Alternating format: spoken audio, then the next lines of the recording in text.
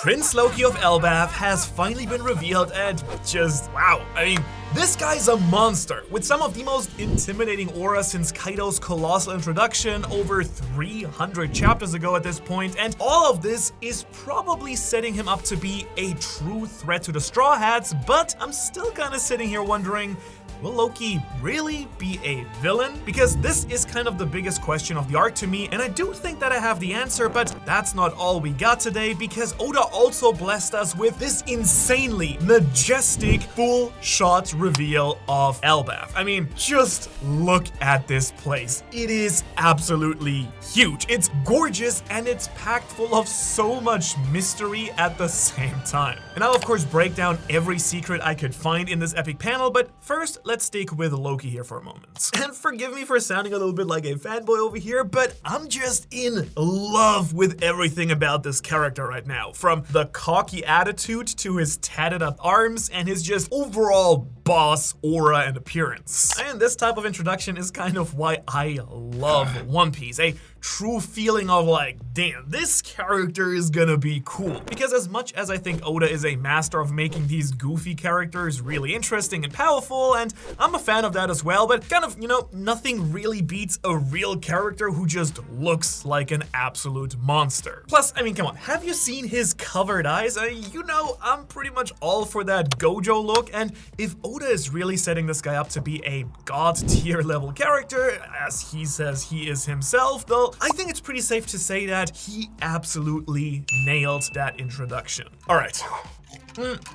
I think this is already enough gushing about this guy. Let's now jump in and talk about what we actually know, or think we know, about this so-called cursed prince, because things may not actually be as simple as they seem here to me. And I kind of want to start here at the beginning of the Loki lore itself, because in the chapter we actually learned that Loki was born sometime in the past 100 years since Dorian Broggy left the island, and that he's actually the son of the former king of Elbaf, who's named Harald. But then we also get this absolute bombshell when we're told that Loki apparently straight up murdered his father to obtain a mysterious legendary devil fruit that has been passed down through the royal family. Which also kind of makes you wonder, was it not supposed to get passed down to him to begin with, and that's why he kind of tried to take it for himself? But before we get any further into this, I'm super curious about this entire timeline so far, because there are still some pretty major pieces missing from what we actually know, I think. Because keep in mind here, before this chapter, the only real thing that we kind of knew about Loki was that at one time he wanted to marry Big Mom's daughter Lola. And what's even more confusing to me is that this marriage supposedly would have allied Big Mom's family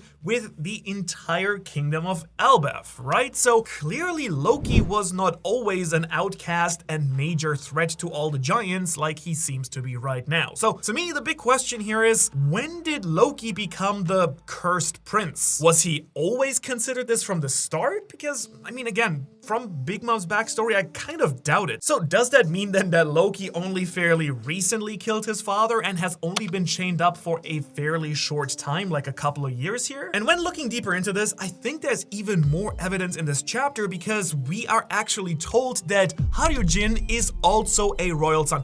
Haryujin? I'm like never sure how to pronounce that man's name. Haryujin. Anyways, he is also a son of the king, which, like, what? Like, honestly, a little bit disappointed with that, since Haryujin is pretty weak in the grand scheme of things, at least what we've seen on Dressrosa.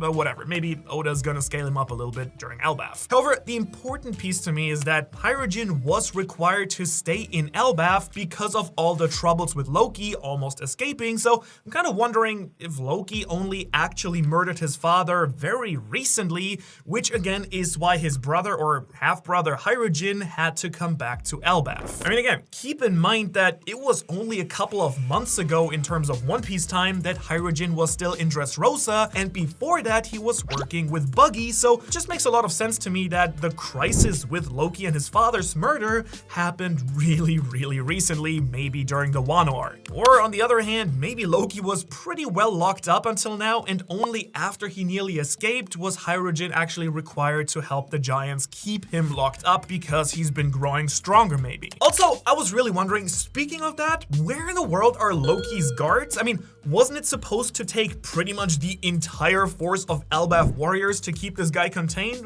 I don't see anyone around right now, so kind of weird there, but maybe it's because nobody wants to be around Loki and his strange abilities for too long and they just kind of come when he's moving. Still kind of weird that they'd leave him just completely unguarded. And I actually do want to shift over and focus on his powers now because, wow, as soon as I saw this, my mind just went completely wild. Like, why did he cover his eyes? Why do they have this glowing effect? Like, Oda definitely draws attention to it in that last panel. And also, is it just me, but why are eye powers just the coolest thing in all of anime? I mean, seriously, I am insanely hyped for this, like I'm just 17 watching Naruto for the first time or something. And then, of course, my mind immediately goes like, oh, is it some sort of Sharingan-like power that allows him to cast illusions or hypnotize people? Because that would certainly fit really well with the early chapters of this arc and all the weird hints at illusion. And also, Loki is the god, like the trickster, right? So that would kind of make sense. Also, just how funny would it be to have a human devil fruit model Sasuke? I mean, One Piece fans would literally riot, I think,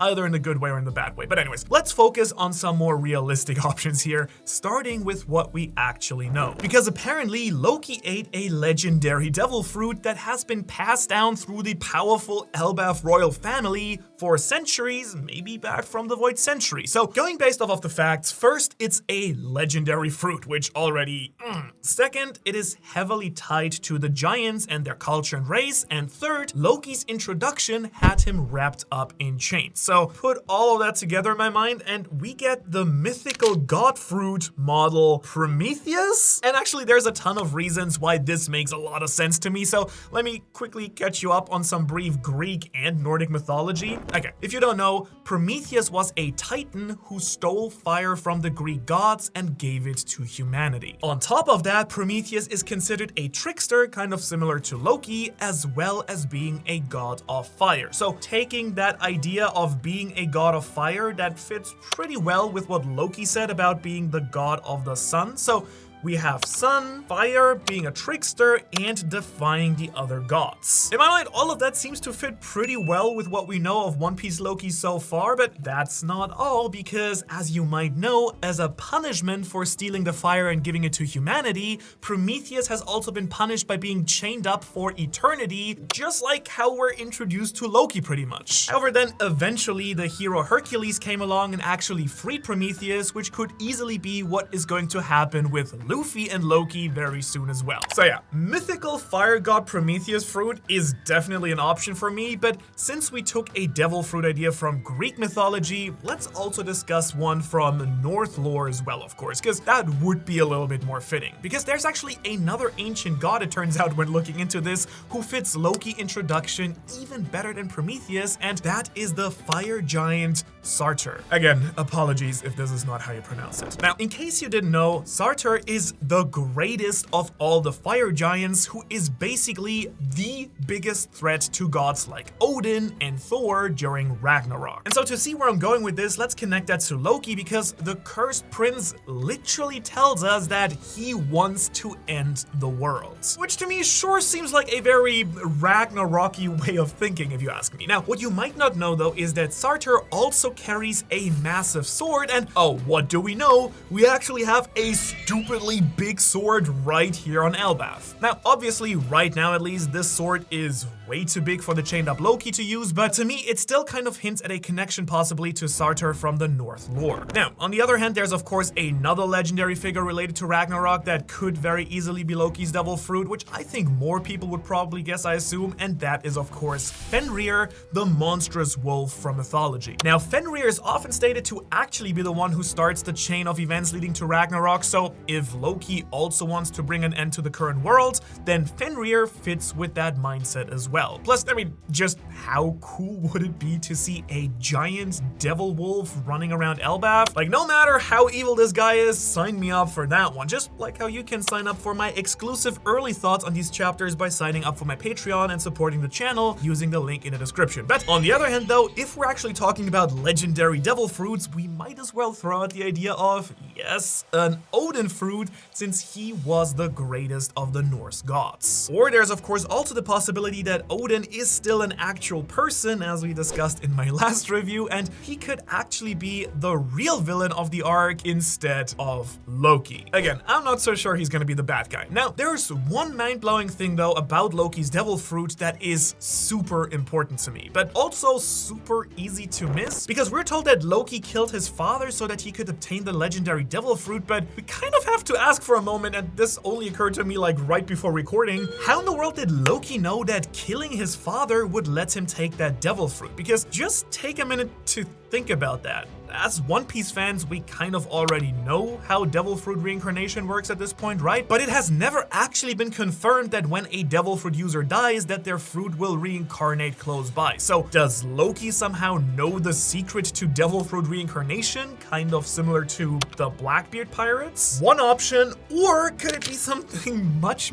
darker, like how Big Mom obtained her devil fruit by eating Mother Caramel, which would be horrifying to see that pop up in the story again, but it is a real option that we have to ask at this point, because I'm pretty sure it will play a role in Loki's story going forward, and Loki would have been around for that when Big Mom ate Mother Caramel and then got her powers, right? Okay, but I kind of want to shelve the cannibalism storyline for a moment, and instead let's shift over to discussing Loki's character arc now, because I'm actually going to start off with something a little bit controversial here. Ooh, he does it again. Are you ready for this? Okay, I think this is, okay, I'm not saying this to be just a contrarian, but I think there's a real possibility that Loki will actually end up being an ally to Luffy and not an enemy. Now notice, I didn't say friend or even necessarily a good guy, but he could very well go along with the Straw Hats for the events of this arc, similar kind of to how Capone Beige worked with the Straw Hats during Whole Cake Island, or even someone like Viper from Skypiea, who seemed like an enemy at first before eventually working with the Straw Hats. And you might be asking yourself right now why I would even think this, and fair point. I mean, okay, let me lay it out for you. Clearly, Loki wants to end the world and not destroy in the official Japanese, and he's got the classic crazy Dofi tongue sticking out, which should be a sign that he's a pretty bad guy. But at this point, I've kind of think that I've been successfully brainwashed by Oda into always thinking that someone can turn out very different than they're initially presented, right? Because literally everything that we're getting presented in this chapter is just 100% pointing to Loki being a villain, so it just makes perfect sense to my One Piece theory brain that he will actually turn out to be good. I'm not sure if you relate to this, but to me that just makes sense, because that's how Oda has kind of,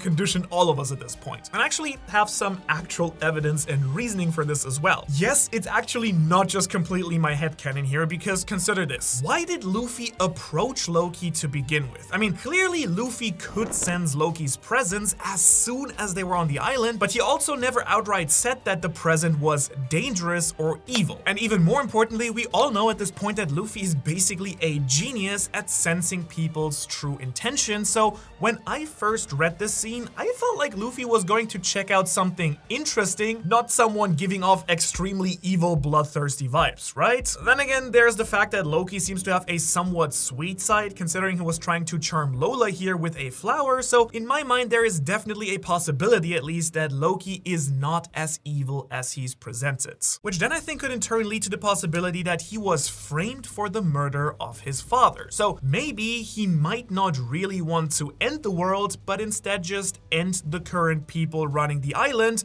or kind of something like that. Or it could be something like Kaido, where he thinks kind of like Joy Boy needs to destroy the current world in order to create a better new one. Like that's something that could happen towards the end of the story as well, where Luffy needs to destroy the world in order to remake it. So not sure if you agree with me here, but to me that's definitely a possibility that Loki will turn out to be a surprise ally, which could actually set up the major first conflict of the arc, because if Luffy helps Loki escape here or teams up with him for the rest of Elbaf, it's automatically gonna paint a giant red target on Luffy's back, pun intended. And I'm all for that, as it would add like so much crazy tension to the arc right away. Also, Luffy Luffy freeing this guy just such a Luffy thing to do, right? Yeah, with all of that being said, and as excited as I am about the idea, of course, Loki could just be genuinely evil. In fact, by saying that he wants to end the world, he's basically wanting to start Ragnarok. And of course, he won't just stay chained up forever. I think that's pretty much 100% guaranteed. And I could even still see a chance of Luffy freeing him by accident. In fact, it could even give us our first real big fight of the arc, because another classic One Piece arc event is Luffy losing an early fight to a big bad guy. Crocodile, Kaido, etc. So if Loki gets free and has some truly crazy mysterious power, then I could pretty easily see Luffy being defeated quickly and even separated from the rest of the crew again. Now, this would obviously create a ton of chaos in Elbaf, and then the Straw Hats would have to win back the Giants' trust by bringing down Loki once and for all. In fact, that seems like the most likely scenario here, because Loki is also calling himself a god of the sun. So at this point, we've kind of had two giants calling themselves some version of the sun god, and I kind of wonder if that is actually a title for the ruler of Elbaf, like an official title. Remember how Road has kind of been playing king of his miniature Elbaf. So if that is true, then we will certainly have an eventual conflict where Luffy proves himself to be the one true sun god, and what better way to do that than an all-out battle with Loki at the end of this giant arc? I mean, who knows at this point? Maybe there's just gonna be this whole pantheon of false gods that Luffy will have to battle all by the end of Elbaf. I mean, it would fit kind of nicely with his role as the enemy of the gods. But going back to the rulers of Elbaf here, if Luffy does get involved with Loki, either by freeing him by accident or intentionally, then it could definitely cause problems with his friends that are already on Elbaf, like Hydrogen. And again, like I already stated, we learned that Hydrogen is supposedly a royal son, and you would kind of think that he would be an ally of the Straw Hats in this arc, but something in this chapter, I don't know, like maybe I'm just being a contrarian for no reason, but like something has me thinking more about whether that will actually be true or if Oda is just trying to flip things on our head here. Because again, like at the start of this chapter, we saw the Straw Hats escaping from the false Sun God's prison castle, and before they crossed the bridge to escape, they had to hide out from these giants right here. And I'm pretty sure you didn't, but in case you forgot, these two are Gert and Goldberg, two giants who are on Hydrogen's crew, meaning that they are part of the Grand Fleet. And unfortunately though,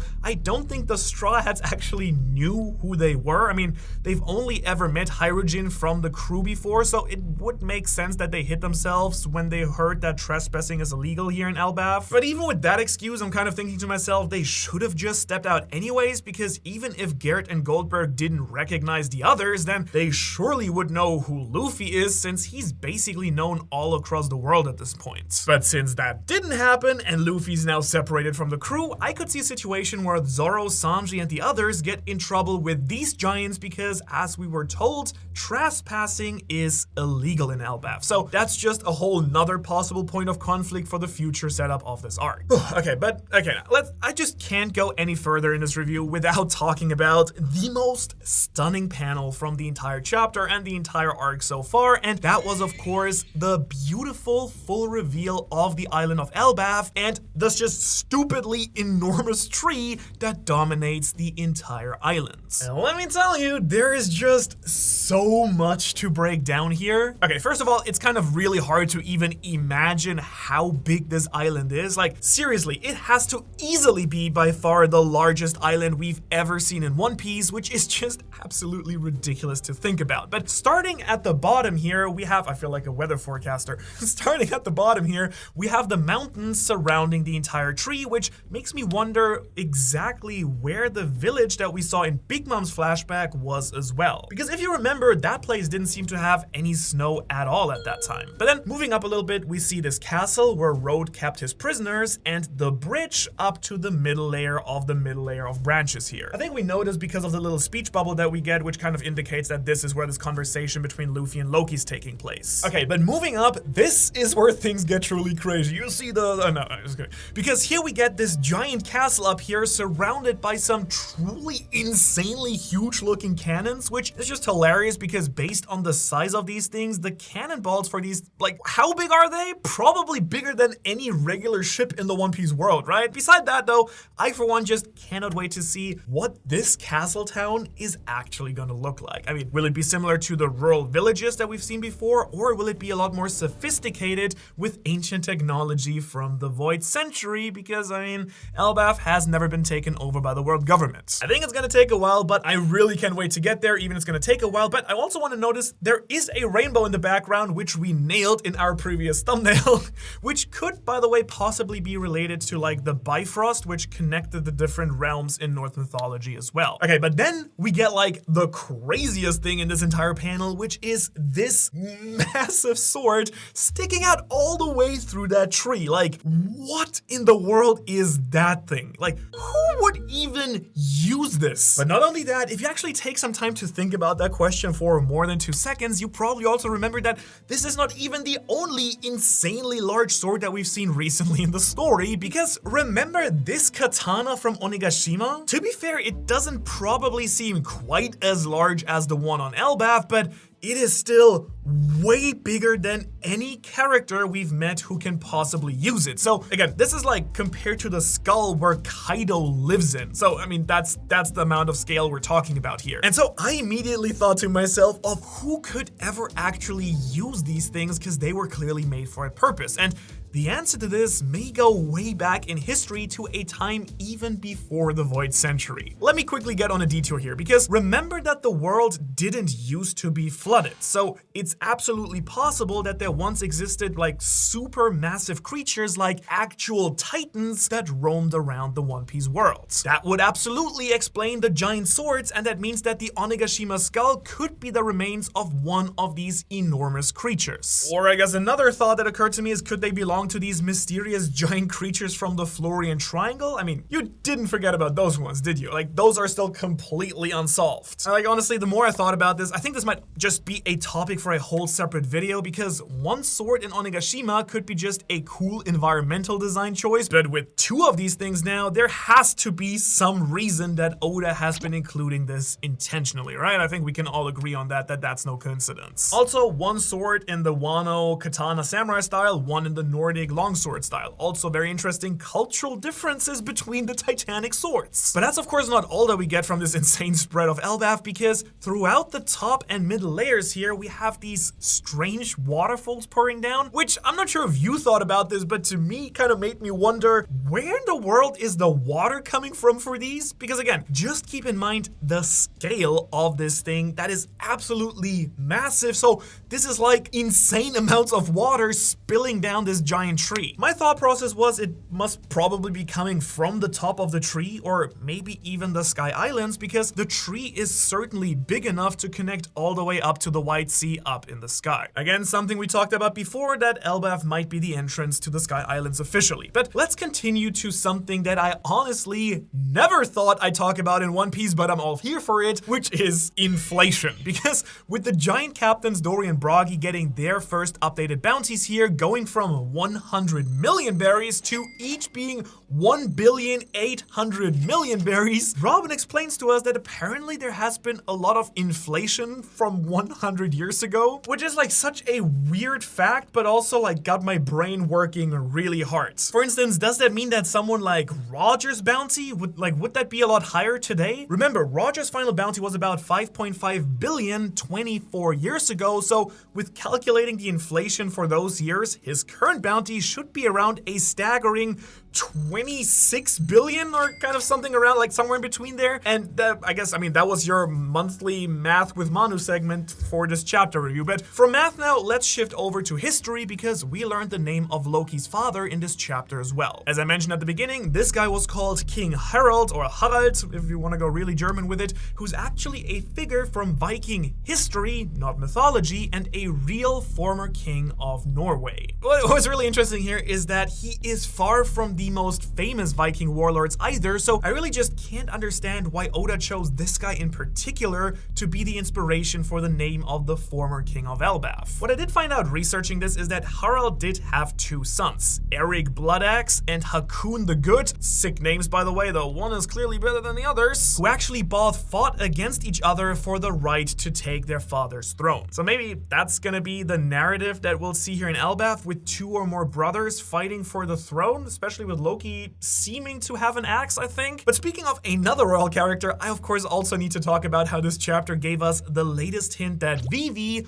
will be coming back and reuniting with the Straw Hats soon, because as the rest of the Straw Hats and the Giants are reading the newspaper, Robin notices this really weird X drawn on Luffy's arm. And now of course this has to be the same X that the Straw Hats and Vivi used to confirm their identities in Alabasta, so this is likely Vivi communicating to the Straw Hats that she is with Big News Morgans, even though he did smear Luffy for killing Vegapunk. But it kind of makes me wonder, will she be coming to Elbaf right now, or is this just a hint for what happens after the arc, which I feel like more likely, but not complaining if Vivi shows up here as well. We'll just have to wait and see. But beside that, it's also just good to see that the rest of the crew is fine and kicking, and now that they're heading actually off to wait for the others in Elbaf as well, though I guess the others are already in Elbaf. Anyways, but all of this kind of makes me wonder about the lies being spread by Morgans in the paper as well. I mean, we all know Luffy and the crew are good people, but the rest of the world certainly doesn't think that at this point. And the more and more lies that are spread around Luffy, the more I kind of feel like there might be a big point where the entire world turns against Luffy, seeing him as the big villain, and he's going to have to show everyone that he is the one they truly need to believe in. Either that, or he will also have to go down as a misunderstood hero, just like, for example, Roger did.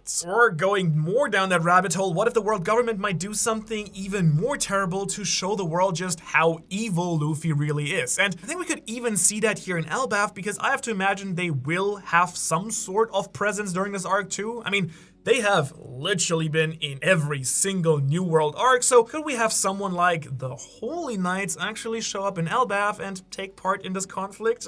Just saying.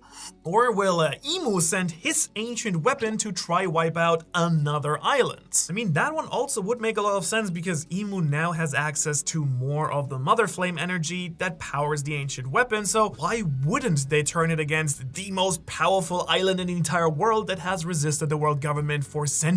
But again, that's just one of the insane countless possibilities for Emu's future, and if you want to find out everything that we know about Emu and what they could do in the future of the story and what drives them and who they are, you can watch that video right here. Otherwise, thanks so much for watching. As always, shout out to all my Patreons, and that was the wrong side. Here are the Patreons. Anyways, otherwise, I will see you in the next one. Thanks so much. Oh, also, I forgot, there's gonna be a 2-week break, but I'm of course gonna fill them with really good videos as well. If you want to check those out, don't forget to check the channel. Okay, bye.